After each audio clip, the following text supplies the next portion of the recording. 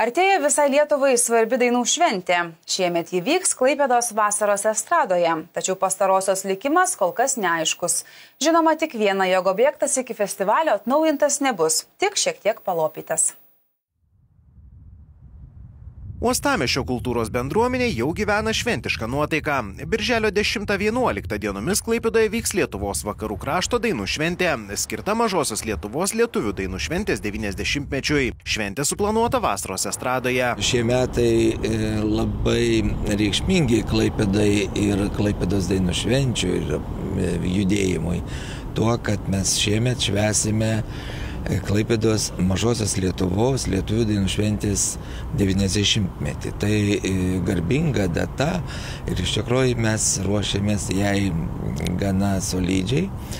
Ir čia suvažiuos tikrai nemažas kiekis chorų iš visos Lietuvos, drąsiai sakau, jau turim paraiškų virš 150, bet dar jos vis plaukia. Turim net tokį galvos skausmą, kaip čia sutalpinti visą vasaros estradą. Tačiau atrodo, jog svečiams teks pasigrūsti. Vasaros estrados klausimas ne vienerius metus kėlė aibę diskusijų. Prieš porą metų buvo nuspręsta šį objektą modernizuoti ir vienas iš tokių planų sprendinių buvo nugriauti visą žiūrovinę dalį, paliekant tik sceną. Į renginius susirinkusiesiems numatyta skirti tik plyną lauką. Tačiau tuomet kilo didelis pasipriešinimas. Kultūros srities atstovai bei eiliniai miestiečiai organizavo protesto akcijas ir gavo pažadą, jog estrada išliks. Neramino ta ankstesnė pozicija, kad vasaros estradą reikia renovuoti, nugriauti pylimą ir visą kitą. Šitie dalykai iš tikrųjų neramino, nes tai reikštų vasaros estrados sunaikinimą. Tačiau bendruomenės pastangomis mes radom kompromisą su Klaipėdos miesto savivaldybe ir dabar jau turbūt ir net nėra svarstoma šitie dalykai, kad vasaros estradą pakeisti sporto aikštynu ar dar kuo nors. Tačiau pašnekovas pripažįsta, jog tikslaus atsakymo, kas laukia vasaros estrados, iš Uostamiesčio valdininkų nėra gavęs. Tad čia tik lūkesčiai. Ar jie išsipildys, parodys laikas, sako savivaldybės tarnautojai. Mat kol kas galutinis vasaros estrados likimas dar nėra nuspręstas, tada ateityje gali būti visko. Šiuo metu kaip tik savivaldybės administracijos specialistai, tai yra architektūros skyriaus darbuotojai, rengia sąlygas architektūrinės idėjos konkursui ir kaip tik šiais metais jisai bus skelbiamas.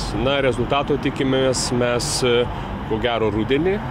Vėliau jau matysime pagal pateiktus pasiūlymus, jeigu tikrai atrinksime vertus dėmesio, galima bus, kaip sakant, realizuoti kitus etapus, tai yra skelbti projekto konkursą, o vėliau jau ir techninį, projektą rengti.